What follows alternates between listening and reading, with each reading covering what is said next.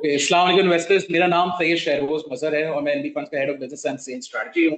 मैं आप सबको आज के वेबिनार की सीरीज के अंदर वेलकम करना चाहूंगा कि आज इस पे आज का जो हमारा वेबिनार है उसका जो टॉपिक है वो है कि हम किस तरह अपनी wealth long term systematic investment करते हुए बढ़ा सकते हैं। इस वेबिनार में हमारे साथ हमारी फंड मैनेजमेंट की तरफ से हमारे सीआईओ आसिम आसिम अवेलेबल हैं, सलमान जो कि हमारे फिक्स इनकम के हेड हैं वो अवेलेबल हैं, और हमारे सीईओ वो भी मौजूद होंगे इस सेशन के अंदर, जिसके अंदर लॉन्ग टर्म इन्वेस्टमेंट के बेनिफिट्स के बारे में हम बात कर रहे हैं।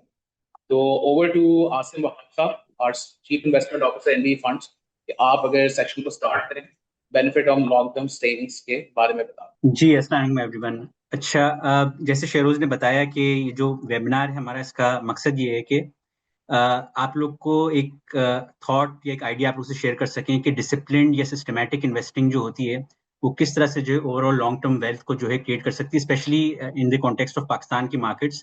क्योंकि यहाँ पे हम अक्सर देखते हैं कि वॉलिटिलिटी काफ़ी ज़्यादा होती है। कभी इवेंट्स की वजह से जो है स्टॉक मार्केट जो है वो इन अ सर्टेन डे जो है वो बहुत ज़्यादा परफॉर्म कर रही होती है, इन इन अदर डेज जो है वो काफ़ी ज़्यादा नीचे आई हुई होती है। तो that basically test the patience of investors, और इसकी वजह से इन्वेस्टर्स जो है काफ़ी पैनिक करके भी मार्केट से दे लूज आउट मनी।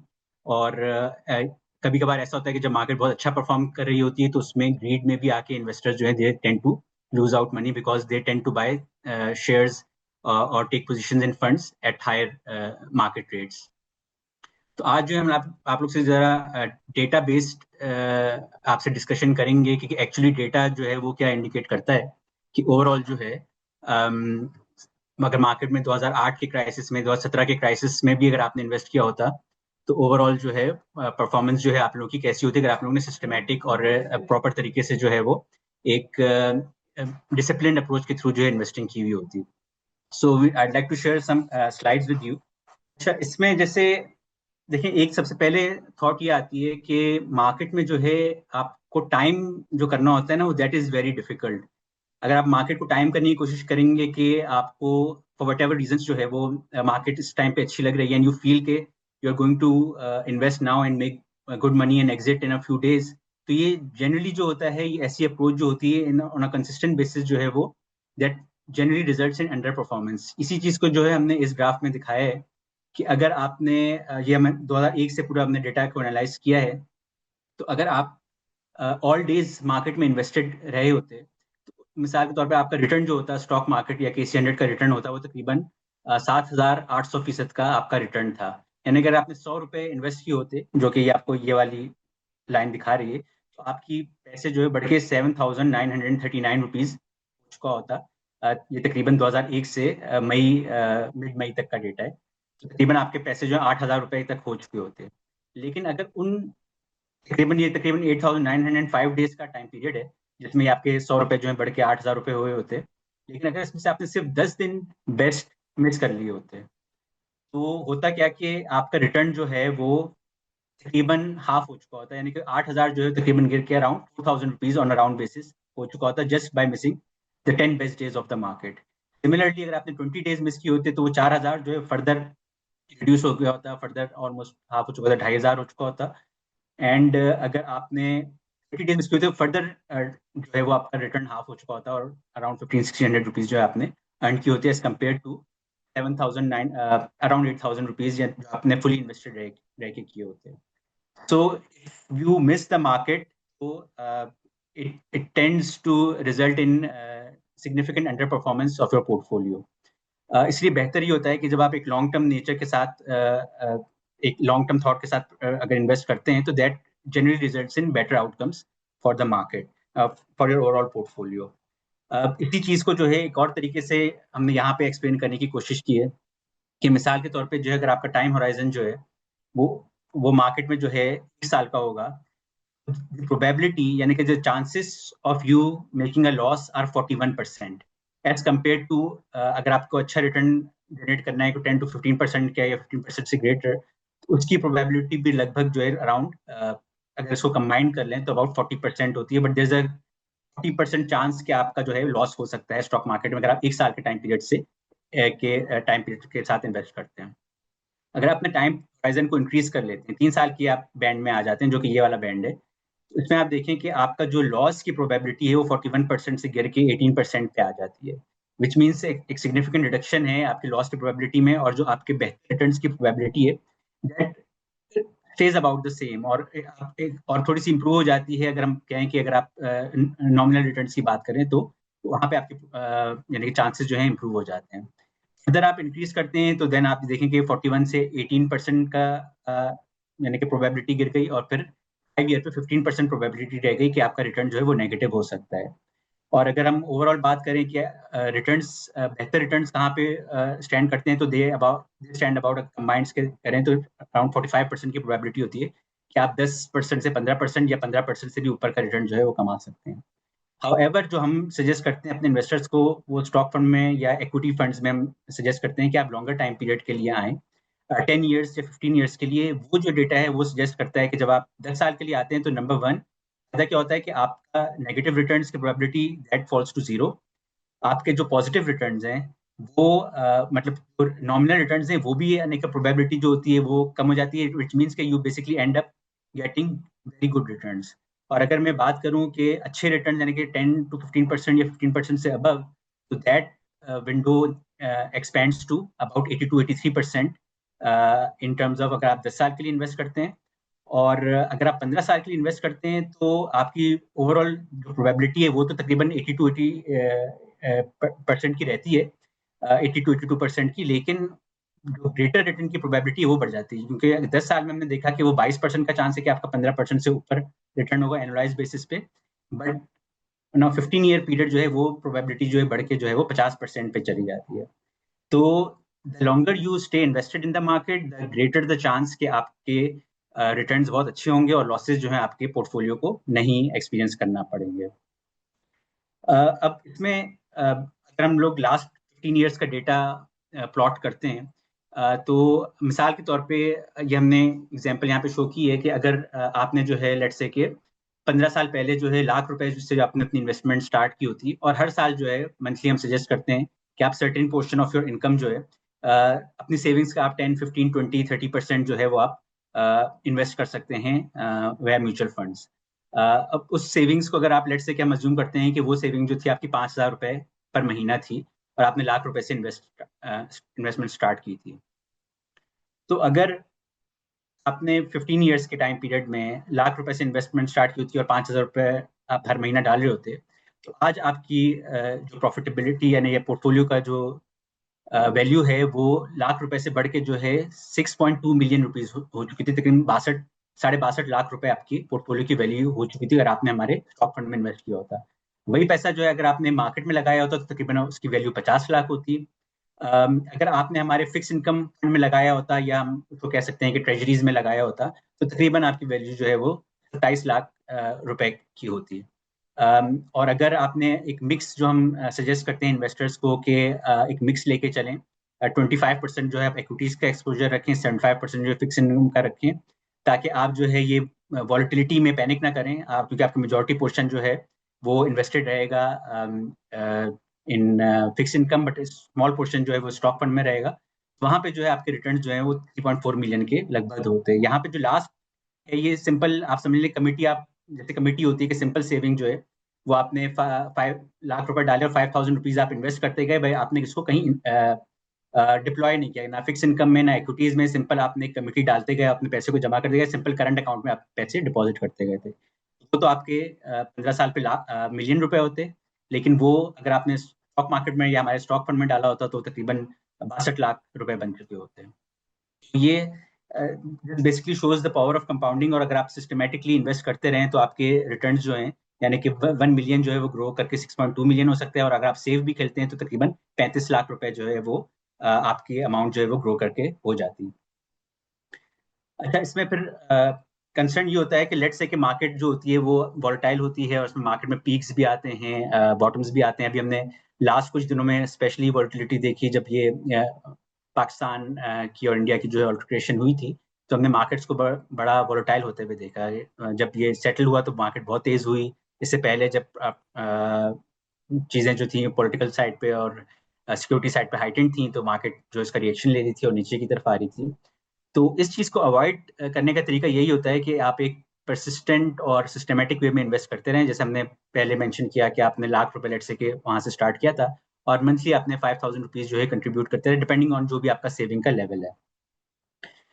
अब मिसाल के तौर पे 2008 दो बड़े क्राइसिस फॉर मार्केट में हम आपको हाईलाइट करके दिखा सकते हैं। एक 2008 का ग्लोबल फाइनेंशियल क्राइसिस था, जिसमें हमने देखा कि 8 महीने के अंदर तकरीबन मार्केट जो है 70% गिर गई थी। यानी मार्केट ने परफॉर्म करना शुरू किया था कोई 2000 के इंडेक्स के लेवल से, और वो चलते चलते जो है तकरीबन 16,000 के लेवल पे आई, 15,676 के लेवल पे आई थी। और फिर उसके बाद विद इन 8 मंथ जो है मार्केट जो है करेक्ट होकर तकरीबन 70% निकल गई मार्केट, और 4,815 रुपीज पे 4,815 के इंडेक्स लेवल पे मार्केट आके ठहरी, और फिर वापस मार्केट ने जो यहाँ से अपनी रिकवरी शो की।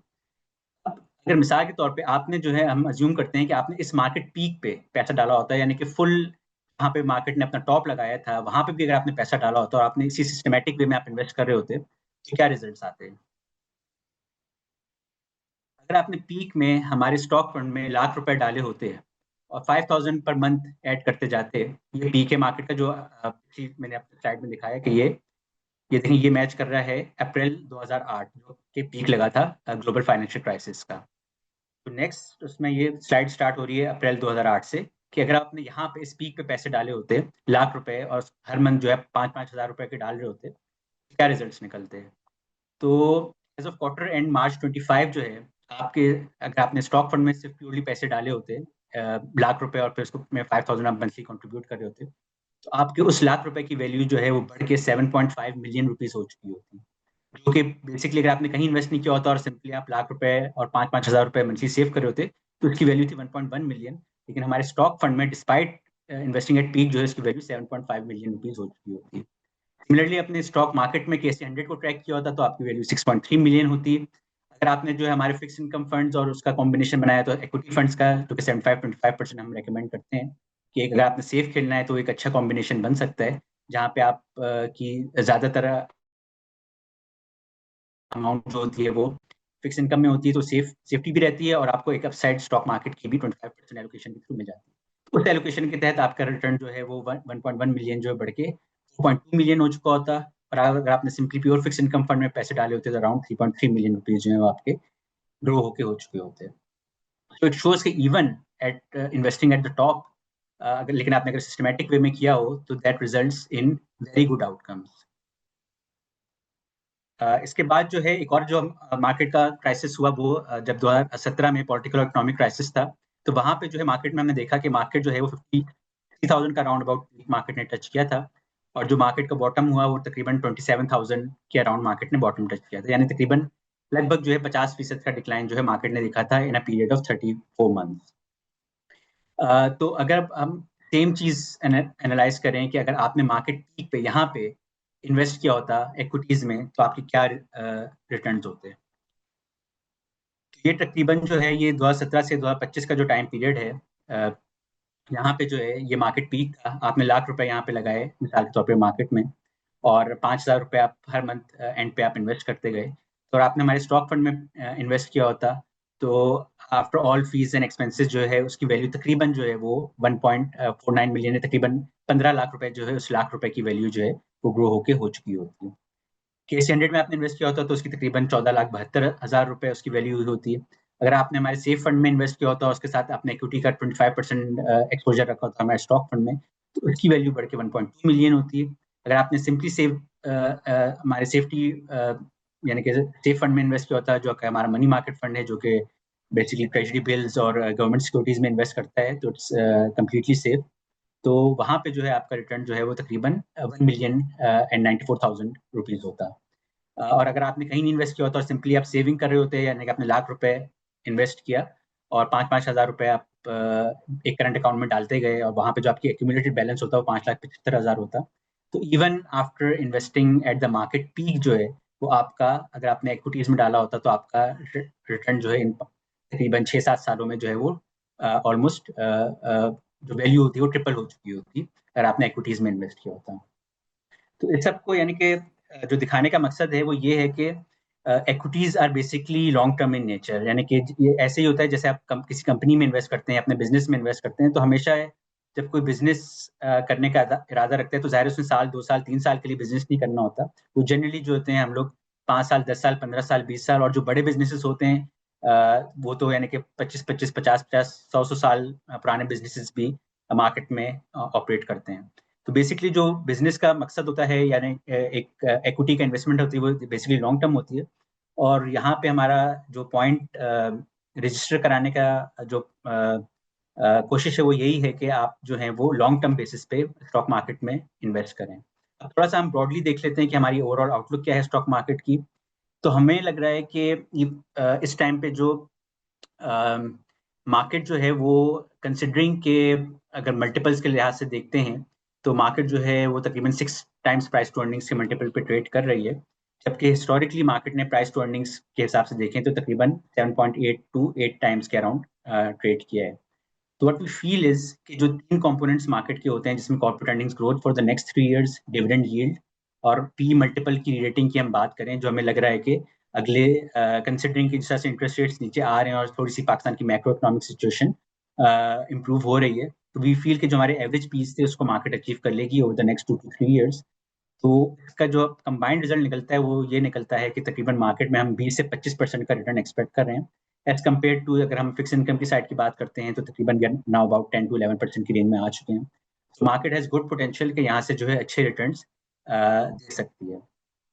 सो वी सजेस्ट इन्वेस्टर्स के एक लॉन्ग टर्म जो है वो व्यू लेके स्टॉक मार्केट में जिन जिन का अपने रिस्क एपेटाइट के लिहाज से जो भी एक्सपोजर बनता है वो लें। जाहिर बहुत सारे ऐसे इन्वेस्टर्स हैं जिनकी मिसाल के तौर पे रिस्क प्रोफाइल जो है वो अलाउ नहीं करती कि वो इक्विटीज में इन्वेस्ट करें, क्योंकि वो वॉलेटिलिटी जो है वो उनके लिए नुकसानदेह हो सकती है। तो उस पर्सपेक्टिव से जो है वो इन्वेस्टर्स जो हैं वो तो हमारे फिक्स इनकम फंड्स को एक्सप्लोर कर सकते हैं, लेकिन वो इन्वेस्टर्स जिनके पास एपेटाइट है इन्वेस्ट करने की, तो वहाँ पे आपका व्यू जो है वो थोड़ा सा लॉन्ग टर्म होना चाहिए, क्योंकि लॉन्ग टर्म में ना सिर्फ ये कि आपके रिटर्न्स भी इंप्रूव हो जाते हैं, बल्कि आपका प्रोबेबिलिटी ऑफ लॉसेस भी रिड्यूस हो जाती है और प्रोबेबिलिटी ऑफ गुड रिटर्न्स जो है वो काफ़ी ज़्यादा इंक्रीज हो जाती है।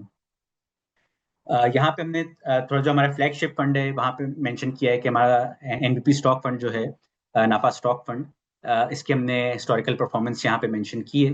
तो अल्हम्दुलिल्लाह it has done really well as compare to the benchmark and as compare to competition as well. तकरीबन लास्ट तकरीबन 15 साल की हम बात करें 2011 से, तो तकरीबन 1300% का रिटर्न है as compare to the market return of 880%। और ये चीज़ जो हमने आपको पिछली स्लाइड्स में भी दिखाई थी कि अगर आपने हमारे स्टॉक फंड में इन्वेस्ट किया होता है, इक्विटी एक्सपोजर लिया होता, तो अगर आप सिस्टमैटिक वे भी इन्वेस्ट कर रहे होते तो वहाँ पे आपके आउटकम्स जो हैं वो बेस्ट रिजल्ट्स आपके आ रहे होते। That is all from my side, तो please feel free to ask any questions if you have. Okay, अगर किसी के भी कोई क्वेश्चंस हैं pertaining to session Asim Wahab just did, kindly अब क्वेश्चन इन सेशन में आप लोग अपने क्वेश्चंस टाइप करके ले सकते हैं और हम है ना वहाँ दे देंगे। ठीक है। आसिफ भाई, एक सवाल है कि इफ यू कैन शेयर कि क्या performance NDB Islamic energy fund की रही है और फाइनेंशियल सेक्टर फंड की रही है, and future outlooks end funds का क्या लग रहा है?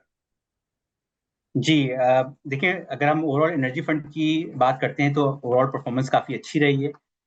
आपसे अगर डेटा भी अगर एग्जैक्ट चाहिए हो तो if you can give me a couple of minutes, तो मैं आपको एनर्जी फंड की एग्जैक्ट परफॉर्मेंस भी शेयर कर देता हूँ। But overall it has out perform the market. तो आई वुड सजेस्ट कि अगर आउटलुक की हम बात करते हैं तो वहाँ पे हमें देखें, इस वक्त हम आईएमएफ प्रोग्राम के अंडर हैं। आईएमएफ ने अपनी जो रिसेंट रिपोर्ट पब्लिश की है उसमें जो है उन्होंने बड़ा क्लियरली स्टेट किया है कि एनर्जी सेक्टर के रिफॉर्म्स जो हैं they are critical for Pakistan. कि इस वक्त पाकिस्तान जो है वो सस्टेन नहीं कर सकता जिस किस्म की सब्सिडीज जो हैं वो पहले पाकिस्तान जो है वो एनर्जी साइड पे दे रहा था। तो वो चीज़ जो है वो आईएमएफ ने अपनी रिपोर्ट में बड़ी क्लियरली मेंशन की है कि उन्होंने पावर सेक्टर का सर्कुलर डेट भी एड्रेस करना है और एट द सेम टाइम जो है उन्होंने गैस सर्कुलर डेट भी एड्रेस करना है। नो, गैस सर्कुलर डेट का मैं पोटेंशियल आपको ये बता सकता हूँ कि अगर ये एड्रेस होता है तो उसका क्वांटम, मिसाल के तौर पे जो कंपनीज हैं उसमें उनकी शेयर प्राइसेस में काफ़ी सिग्निफिकेंट जो है वो इम्प्रूवमेंट आ सकती है, जो भी गवर्नमेंट अगर इसको सेटल करने जाती है, either in the form of पे आउट्स और in the form of increasing the tariffs. और हमने गैस टैरिफ्स को बढ़ते हुए भी देखा है और आपने हाल ही में हमने अपने इलेक्ट्रिसिटी बिल्स को भी काफ़ी तेज़ी से इंक्रीज होते हुए देखा। वो यही वजह थी कि गवर्नमेंट ने जो है अपने जो क्या कहते हैं अरियर्स जो है उनको सेटल करना था ऑन द पावर साइड, और अब उनका फोकस जो है गैस साइड पे बढ़ गया है। तो इस वजह से जो है ओवरऑल एनर्जी की आउटलुक जो है वो काफ़ी हमें इम्प्रूव्ड लग रही है, स्पेशली कंसिडरिंग कि आप आईएमएफ प्रोग्राम के अंडर हैं और एक लॉन्ग टर्म आईएमएफ प्रोग्राम जो है उसके अंदर हम we are going to continue. तो टेरिफ्स में आपको इंक्रीज नजर आएगा, आपको कलेक्शंस रिकवरीज में जो है वो मुख्तलिफ स्ट्रेटजीज पे काम हो रहा है। तो जहाँ पे भी यहाँ पे पॉजिटिव डेवलपमेंट आती है तो energy stocks will perform well. And similarly financial sector की हम लोग बात करते हैं तो financial sector is also done well. Banks की हमने प्रॉफिटेबिलिटी जो है एटलीस्ट लास्ट ईयर जो है काफ़ी अच्छी देखी थी। इस साल जो है थोड़ी सी हमारी एक्सपेक्टेशन ओवरऑल ये है कि बैंक्स के प्रॉफिट जो हैं बिकॉज ऑफ द फैक्ट कि वो इंटरेस्ट रेट जो है 22% से जो है वो 11-12% पे आ गए हैं, तो वहाँ पे जो है यानी कि आप ये एक्सपेक्ट कर सकते हैं कि ओवरऑल बैंक्स की प्रॉफिटेबिलिटी में डिक्लाइन होगा, दो के बाज बैंक्स जो हैं वो वहाँ पे प्रॉफिटेबिलिटी ग्रोथ होगी because they had taken longer positions, तो वहाँ पे इनको गेन्स होंगे। लेकिन फिर इवेंचुअली आगे जाते हुए जो है ना हमें यानी कि हम एक्सपेक्ट कर सकते हैं कि थोड़ा सा बैंकिंग सेक्टर में प्रॉफिटेबिलिटी थोड़ी सी डाउन होगी। सो वहाँ पे जो है थोड़ा सा आप 10-15% का अर्निंग्स में रिसेशन देख सकते हैं। बट ओवरऑल अगर लास्ट 2-3 साल की परफॉर्मेंस की बात करें तो financial sector fund has done really well, और वो आपसे एग्जैक्ट नंबर्स भी मैं आपसे शेयर कर लूंगा कि इनके रिटर्न्स कैसे रहे हैं। नेक्स्ट जो क्वेश्चन था वो ये था कि अगर आप नेक्स्ट 5 इयर्स का स्टॉक मार्केट का अगर फोरकास्ट शेयर कर सकें कि व्हाट इज द एक्सपेक्टेशन कि 5-6 साल के अंदर मार्केट कैसी परफॉर्म कर रही होगी। मे बी आप अगर वो स्लाइड दोबारा दिखा दें जो एक दिखाई थी अभी आपने रिगार्डिंग। जी अच्छा, जो शेरोज एनर्जी फंड का मैं आपको बता दूं कि जो 1 ईयर का रिटर्न है टिल टिल अप्रैल 2025 जो है वो इसका रिटर्न है 52.6% वर्सेस केएमआई इस्लामिक एनर्जी फंड है हमारा। तो इस्लाम इसका बेंचमार्क जो है तो केएमआई होता है। तो 39.3% was KMI 30 index and 52.6% was NBP Islamic Energy Fund. तो ऑलमोस्ट Similarly, 13% की उसमें आउट परफॉर्मेंस जी 13% अगेंस्ट। की आउट परफॉर्मेंस है। ओके, 3 ईयर एनुलाइज्ड की हम बात करते हैं तो 41.4% जो है वो एनुलाइज रिटर्न रहा है इस्लामिक एनर्जी फंड का। और अगर हम केएमआई की बात करें तो दैट इज अबाउट 31%। और अगर 5 ईयर एनुलाइज की बात करते हैं तो 25.2% जो है वो एनपीपी इस्लामिक एनर्जी फंड का रिटर्न है वर्सेस 24.5% ऑफ केएमआई 30 इंडेक्स। तो कंसिस्टेंटली 1 ईयर, 3 ईयर, 5 ईयर में परफॉर्म आउट परफॉर्मेंस रही है। बट स्पेसिफिकली जैसे मैं बात करूं कि 1 ईयर और 3 ईयर में परफॉर्मेंस काफी ज्यादा अच्छी रही है, और ये आउटलुक हमें कंटिन्यू होते हुए इसलिए लग रही है जैसे मैंने मेंशन किया कि because of the circumstances of the economy and because of the fact that we are in the IMF program, तो दिस वारंट्स के एनर्जी की जो इश्यूज हैं उनको हमारी एक सॉर्ट ऑफ रिक्वायरमेंट हो गई है if you want to stay in the IMF program कि इसको रिजॉल्व करें। तो हम रिजॉल्व कर रहे हैं पिछले 2-3 सालों में जो हमने गैस टैरिफ्स बढ़ाए, पावर टैरिफ्स बढ़ाए, तो इसी वजह से इनके जो कंपोनेंट्स हैं एनर्जी फंड के उनके रिटर्न्स बेहतर हैं। तो यही आउटलुक जो हमें आगे भी इंशाल्लाह कंटिन्यू होते हुए लग रही है। तो बाकी आपने शेरोज जो नेक्स्ट 5 और 6 इयर्स की बात की थी, तो इसमें देखें आउटलुक जैसे हमने नेक्स्ट 3 इयर्स की शेयर की है कि अबाउट 20-25% का रिटर्न है मार्केट का। बट लेट्स से कि मार्केट जो है वो अपने पीस को जो है वो हिस्टोरिकल एवरेजेस को जो है वो अटेन कर लेती है और अबाउट 8 टाइम्स के प्राइस टू अर्निंग मल्टीपल पे आ जाती है, तो for the next 2 years after after 3 years जहाँ पे हम 20 से 25% रिटर्न एक्सपेक्ट कर रहे हैं, देन वी कैन एक्सपेक्ट कि मार्केट जो है एक नॉर्मल रिटर्न के सिनेरियो में आ जाएगी। दैट वुड बी अबाउट समझिए कि 15% रिटर्न, जिसमें आप जो है वो एक 7-8% से 10% की कॉर्पोरेट अर्निंग्स ग्रोथ की हम बात करते हैं, और तकरीबन जो है 6-7% की हमारी डिविडेंड यील्ड होती है, 7-8% वेरी कर रही होती है। तो इन दोनों को आप ऐड करते हैं तो अबाउट समझिए कि 15%, 16%, 17% for the next 2 years. So overall on an average basis जो है फॉर द नेक्स्ट 5 इयर्स 20 के लगभग के जो है रिटर्न जो है on a per annum basis जो है वो आ सकता है स्टॉक मार्केट का। उसके बियॉन्ड जाएंगे तो फिर रिटर्न जो है थोड़े से नॉर्मलाइज्ड आपको मिलेंगे। ठीक है जी। अभी एक सवाल, एक क्वेश्चन ही आया कि जो भी पिछला ग्राफ दिखाया था वो कौन सा था। ठीक है, वो हमारा एनवीपी स्टॉक फंड जो हमारा फ्लैगशिप फंड है वो उसकी परफॉर्मेंस थी अगेंस्ट जो कंपनीज थी उनके against. NVP income opportunity fund हमारा जो है वो एक इनकम फंड है। ठीक है, जो नॉर्मली जो इन्वेस्ट कर रहा होता है वो फिक्स की साइड पे इन्वेस्ट कर रहा है। ठीक है जी। अच्छा, इसके बाद एक क्वेश्चन ये आया हुआ है कि बजट का आप क्या इम्पैक्ट देखते हैं on the stock market performance. ठीक है, और बजट की अनाउंसमेंट तक कोई यहाँ पर वॉलेटिलिटी एक्सपेक्टेड है देखिए, स्टॉक बजट मार्केट? में यूजुअली क्या होता है कि अगर हम स्टॉक मार्केट के पर्सपेक्टिव से बात करें तो यूजुअली वॉल्यूम्स जो होते हैं शैलो हो जाते हैं, बट इंटरेस्टिंगली इस साल जो हमने देखा कि वॉल्यूम्स और एक्टिविटी जो है वो अभी भी काफ़ी स्ट्रांग है। But as far as budget measures are concern, तो देखें वो तो होता क्या है कि जब जिस दिन बजट अनाउंस होगा तो उस दिन जो है सर्टेन मेजर्स जो हैं विद रिगार्ड्स टू, चाहे वो कैपिटल मार्केट्स हों ओवरऑल हम बात करें, या फिर पर्टेनिंग टू सर्टेन सेक्टर्स हों, वो अनाउंस होते हैं। और फिर उसके बाद बजट की डिस्कशंस होती हैं और फिर काफ़ी सारी चीज़ें जो हैं वो उसमें भी अमेंड होती हैं। तो ऑन अगर आप वैसे बात करें तो इससे पहले के, यानी कि जनरल बात करते हैं तो यस, वॉलेटिलिटी मार्केट का हिस्सा रहती है। और बजट से पहले जो है मार्केट्स में जो है वो plus and minus based on every day का न्यूज़ फ्लो जो है, मार्केट जो है वो प्लस माइनस हो रही होती है। बट जनरली यानी कि जो पूरे सेशन का देखिए मकसद यही था कि ये बजट है 10 दिन बाद मिसाल के तौर पे, राइट। मकसद हमारा सारी प्रेजेंटेशन का वो यही था कि डोंट लुक एट स्मॉल, यानी कि डेवलपमेंट्स के बजट आ रहा है, बजट के बाद क्या होगा, किन सेक्टर्स को होगा। क्योंकि होता क्या है कि बास सेक्टर्स बेनिफिट कर रहे होते हैं, बास सेक्टर्स लूज आउट कर रहे होते हैं। जब आप एक ओवरऑल स्टॉक फंड में मिसाल के तौर पर एक्सपोजर लेंगे तो that generally gives you overall exposure of the market. और अगर आप सिस्टमेटिक वे में उसको कंटिन्यू करेंगे अपने एक्सपोजर्स को, तो होपफुली ये जो वॉलिटिलिटी है आप 10 15 20 25 दिन बाद, महीने बाद देखेंगे तो you'd feel good कि यार मैंने उस वॉलिटिलिटी को टाइम करने की कोशिश नहीं की, and I stay invested in the market and I have made decent returns. That is what the history has shown us. अच्छा, डॉक्टर साहब, आप या आसिम भाई, आप में से कोई अगर एक आंसर करना चाहेगा कि एक क्वेश्चन ये आया कि जो नए इन्वेस्टर होते हैं, ठीक है, when they start out with buy investment in mutual funds, तो how should they basically build the portfolio? मतलब एक नए इन्वेस्टर जो इन्वेस्ट करने चाह रहा है अपनी सेविंग्स को, वो कैसे उसको है ना अपना पोर्टफोलियो बिल्ड करना चाहिए, तो उसके लिए कोई स्ट्रैटेजी शेयर? जी, अस्सलाम वालेकुम एवरीवन। देखिए, अगर आप पैसा बिल्कुल सेफ रखेंगे मनी मार्केट में और बैंक में, तो ओवर द लॉन्ग टर्म आपको वही रिटर्न देगा जो इन्फ्लेशन है। जितनी महंगाई है उतना ही आपकी पैसे की वैल्यू बढ़ेगी। तो आपकी रियल इनकम कुछ नहीं बढ़ती, सिर्फ महंगाई आपको कंपनसेट कर देता है आमतौर पे। अगर आप बैंक में रखें बात दफा वो भी नहीं करता। सो सो कुछ पैसा आपको, ज़्यादातर पैसा तो आपको सेफ ही रखना है। बट ये है कि कुछ परसेंटेज, 20-30% आपको स्टॉक मार्केट में इसलिए जाना है ताकि आपको ग्रोथ मिल सके। ठीक है, आपका जो प्रॉफिट बनता है वो इन्फ्लेशन से ज़्यादा हो सके। और हमने देखा है कि लॉन्ग टर्म में, ठीक है, स्टॉक मार्केट का जो रिटर्न है वो बैंकों से या मनी मार्केट फंड से या टी बिल से काफ़ी हाई रहा है।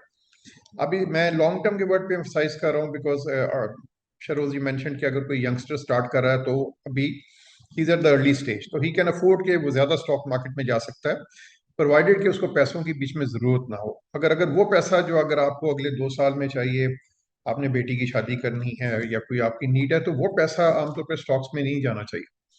मगर अगर आपको अगले 5 साल, 10 साल, 15 साल तक पैसे नहीं चाहिए, आपको ने घर बनाने के लिए या रिटायरमेंट के लिए या बच्चों की एजुकेशन है 5-10 साल बाद, तो वो पैसा अगर आप सेव कर रहे हैं तो उसमें आपका तकरीबन 30% स्टॉक मार्केट में होना चाहिए और बाकी जो है वो सेफ इंस्ट्रूमेंट्स में होना चाहिए। जो मनी मार्केट फंड्स में आप रख लें 75%, और 25% अपना स्टॉक फंड्स में रख लें, या 30% स्टॉक फंड्स में रख लें। ओके, यहाँ पर एक क्वेश्चन ये आया है कि अगर वो लोग जो मंथली इनकम ऑप्शंस की तरफ जाना चाहते हैं, तो अपनी सेविंग्स के जरिए अपने मंथली खर्चात वगैरह पूरा करना चाहते हैं, तो उसके लिए क्या ऑप्शंस अवेलेबल हैं? तो अगर डॉक्टर साहब आप इस पर बात कर सकें, या Salman, you want to add anything on it? जी Salman, you can cover it. अच्छा, जैसे हम बात कर रहे हैं कि मंथली इनकम की जो लोगों की नीड्स होती हैं, उसमें सबसे इम्पोर्टेंट चीज़ ये है कि वहाँ पे वो फंड्स में इन्वेस्टमेंट होनी चाहिए जहाँ पे वॉलीटिलिटी ना हो। तो अगर हम अपने फंड्स की बात करें तो कन्वेंशनल साइड पे जो मनी मार्केट फंड है हमारे, और जो हमारे सेविंग फंड्स हैं, ये फंड्स ऐसे हैं जिसमें वॉलीटिलिटी कम होती है कंपैरेटिवली, और यहाँ पे एक स्टेबल रिटर्न होता है। अगर हम करंट सिचुएशन में बात करें तो इस वक्त ये जो हमारे फंड्स हैं अराउंड 9.5 से 10% पर एनम का रिटर्न दे रहे होते हैं। इस्लामिक साइड पर अगर हम बात करते हैं तो इस्लामिक साइड पे भी जो इस्लामिक मनी मार्केट फंड है या इस्लामिक सेविंग्स फंड है, उसके अंदर जो रिटर्न इस वक्त है वो अराउंड 9% के करीब है, और ये भी एक स्टेबल फ्लो देते हैं रिटर्न्स का। तो जिन लोगों की रेट मंथली बेसिस पे है उनको इन्हीं फंड्स में इन्वेस्ट करना चाहिए, क्योंकि बाकी फंड्स के अंदर वॉलेटिलिटी भी होती है और ऐसा भी हो सकता है किसी महीने में रिटर्न 11-12% का हो जाए, लेकिन अगले महीने में 5-6% का भी हो सकता है। तो कंपैरेटिवली स्पीकिंग मंथली नीड्स के लिए मनी मार्केट फंड्स ही एडवाइजेबल होते हैं। ठीक है जी।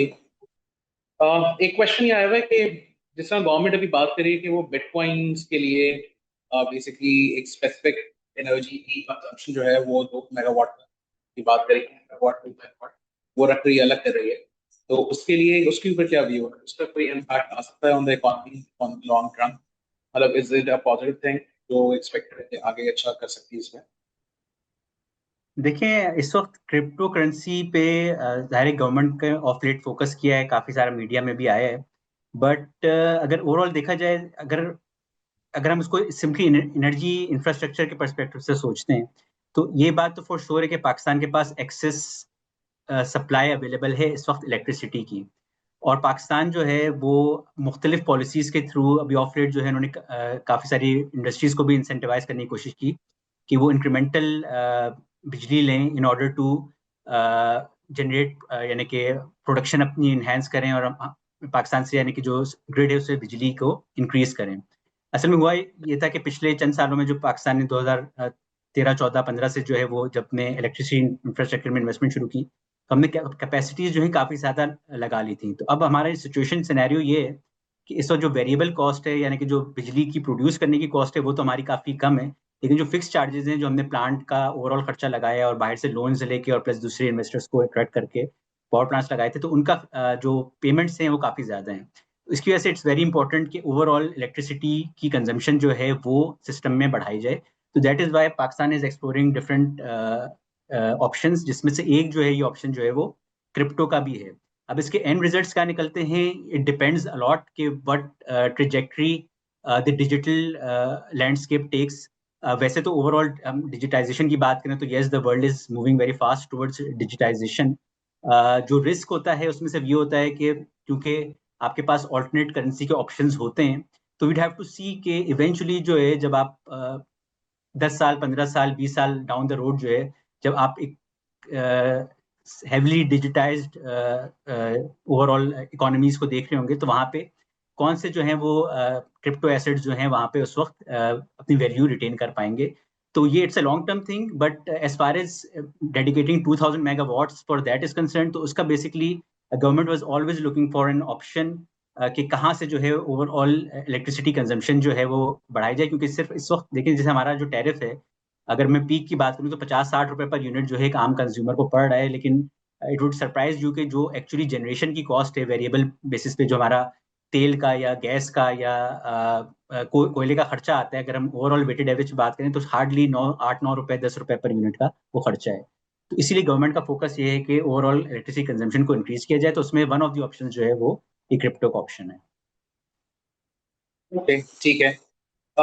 एक एक क्वेश्चन और ये आया है कि जिसने अभी आपने बताया कि एक इनिशियल लमसम इन्वेस्टमेंट होती है, प्लस उसके साथ रेगुलर इन्वेस्टमेंट का जो है हमने यहाँ पे बताया कि वेल्थ किस तरह उससे बिल्ड की जा सकती है। एक क्वेश्चन ये पूछा, कोई बंदा सिर्फ लमसम इन्वेस्टमेंट ही करना चाहे, ठीक है, स्पेशली जब मार्केट इस टाइम पे वॉलेटाइल हो, तो उसके लिए क्या स्ट्रैटेजी हो सकती है which might pay off better for the investor in the long term? देखिए, एक one thing is for sure कि you have to stay invested for the long term basis. यानी कि अगर हम इस वाले ग्राफ पे आ जाते हैं, तो ये सॉर्ट ऑफ आपको बताता है कि अगर आपने लॉन्गर टाइम पीरियड के लिए इन्वेस्ट किया होता, तो आपकी probability of better returns increases dramatically. यानी कि यहाँ पे जो आप अबाउट इस टाइम, अगर आप 10 to 15 ईयर्स के टाइम पीरियड में इन्वेस्ट करते हैं, तो तकरीबन आपकी 80-85% प्रोबेबिलिटी होती है कि आपका रिटर्न जो है 10 to 15% या ग्रेटर देन 15% होगा। जो हमें कहते हैं कि मार्केट के हिस्टोरिकल रिटर्न्स जो होते हैं वो इस रेंज में होते हैं, जो कि जनरली अगर हम फिक्स इनकम की साइड पे बात करें तो 9%, 10% के होते हैं, और मार्केट्स जो होती हैं वो 15 to 20% के रेंज में आपको रिटर्न्स देती हैं। वो तभी होता है जब आप लॉन्गर टाइम पीरियड के लिए अपने एक्सपोजर को रखते हैं। तो one advice for sure is कि इवन अगर आप लम सम में भी इन्वेस्ट कर रहे हैं, तो it has to be a money that can, जैसे डॉक्टर साहब ने कहा कि 10 आपने एक रिटायरमेंट अपनी प्लान करनी है, या आगे बच्चों की शादी जो है वो काफी आगे आपने प्लान करनी है, या आपने घर बनाना है, उसके लिए आपको 10 साल, 15 साल बाद पैसे की रिक्वायरमेंट होगी, तो उसको आपने आज ही से सेव करना शुरू करना है। तो उस सिनेरियो में होता क्या है कि अगर आप आज भी लमसम इन्वेस्ट करते हैं, तो इट इज सजेस्टेड कि आप एक लॉन्गर टर्म होराइजन लें। But it is always advisable कि एक स्मॉल पोर्शन जो है वो आपकी इनकम का जो है वो डेडिकेट होता रहे, क्योंकि होता क्या है कि देखें वॉलेटिलिटीज़ आती हैं मार्केट में, आपको अपॉर्चुनिटीज़ मिलती हैं, तो जहाँ पे भी लेट्स से कि मार्केट नीचे आती है, अगर वहाँ पे जो है जनरली आपने एक लमसम इन्वेस्ट किया होगा तो देयर इज़ अ प्रोबेबिलिटी या टेंडेंसी होती है, हमने हिस्टोरिकली ह्यूमन बिहेवियर को देखा तो ये टेंडेंसी ये होती है कि आप एग्जिट लेने का तरफ जो है सोचना शुरू कर देते हैं। But if you start investing systematically कि आपने एक सर्टेन अमाउंट डाली, एक अच्छा लमसम आपने इनिशियल डाला और फिर आप उसमें ऐड अप करते गए, तो generally that results in better outcomes, because कि आप जो हैं पैनिक नहीं करते और वहाँ पे आपके ओवरऑल, क्योंकि इन्वेस्टमेंट्स जो होती हैं वो आप पीस मिल करके कर रहे होते हैं, तो वहाँ पे आपकी पैनिक की सिचुएशन क्रिएट नहीं होती है। तो that is why it is suggested कि आप सिस्टमैटिक वे को प्रेफर करें, बट अगर आप लमसम भी कर रहे हैं तो make it for the long term. कुछ लोगों ने अपना हैंड रेज भी किया हुआ है, तो हम लोग क्योंकि Q&A सेशन कर रहे हैं, तो कोई किसी का सवाल है तो वो kindly please question and answer के सेक्शन में लिख दे, वहां से हम ये क्वेश्चंस जो है ये पूछ लेंगे। ठीक है जी, let me just scroll down, कोई क्वेश्चन ऐसा है क्या हो कि आई थिंक हमने मेजरली सारे क्वेश्चंस जो है वो कवर कर लिए हैं। ठीक है, डॉक्टर साहब सलमान, अगर आप लोग कुछ ऐड करना है, डॉक्टर साहब आप अगर कोई चीज यहाँ पर ऐड करना चाहें। जी thank you. I think investment का अगर लोगों के पास टाइम नहीं है कि खुद इन्वेस्ट कर सकें या फिर वो नॉलेज नहीं है, तो बेहतर है कि कोई जो अच्छा म्यूचुअल फंड कंपनी है उसको पैसे देते हैं। सब दुनिया में इसी तरह होता है। और आमतौर पे जब इन्वेस्ट करें तो थोड़ा लॉन्ग टर्म के लिए करें, स्पेशली स्टॉक मार्केट या स्टॉक फंड में इन आउट जब करते हैं तो इन्वेस्टर तो जनरली उसका नुकसान हो जाता है। तो आई थिंक पेशेंस चाहिए। और अगर थोड़ी सी आपको लगता है कि स्टॉक मार्केट गिरी भी है तो पैनिक ना करें, बिकॉज बाद दफा मार्केट गिरती है, इन्वेस्टर बॉटम पे बेचता है और फिर जब मार्केट बढ़ जाती है तो ऊपर आके खरीदता है। तो इसलिए पैनिक ना करें। अगर मार्केट गिरती है तो मार्केट खुद ब खुद रिकवर भी कर जाती है। तो आई थिंक पेशेंस, परसिस्टेंस और इंफॉर्मेशन, नॉलेज, अगर ये चीज़ें माइंड में लेके चलें तो आई थिंक बहुत अच्छा इसमें इन्वेस्टमेंट में एक कॉमन मैन जो है वो कमा सकता है। ठीक है जी, thank you so much everyone for your time. ठीक है, हम इस वीडियो को फिर आगे अपने यूट्यूब चैनल्स पे भी शेयर कर रहे होंगे, और इंशाल्लाह हम लोग वक्त से वक्त मुख्तलिफ टॉपिक्स को अपने चैनल्स के थ्रू प्रमोट कर रहे होंगे कि आप किस तरह लॉन्ग टर्म इन्वेस्टमेंट और किस तरह आप म्यूचुअल फंड्स के जरिए अच्छी इन्वेस्टमेंट करते हुए अपनी इनर वेल्थ को। Thank you so much investors for your time जी, अल्लाह हाफिज़। म्यूचुअल फंड्स में सरमायाकारी के नताइज मार्केट के हालात पर मुनहसर हैं। ये ज़रूरी नहीं कि मुस्तकबिल के नताइज गुज़िश्ता कारकर्दगी के मुताबिक हों। सरमायाकारी की पॉलिसियों और रिस्क को बखूबी समझने के लिए ऑफरिंग दस्तावेज़ात का मुताला कीजिए। नेशनल बैंक ऑफ पाकिस्तान के नाम और लोगों के इस्तेमाल का मतलब ये हरगिज़ नहीं है कि नेशनल बैंक NBP फंड्स या इसके ज़ेर इंतज़ाम किसी भी सरमायाकारी स्कीम की ज़िम्मेदारियों फ़राइज़ के लिए जवाबदेह है।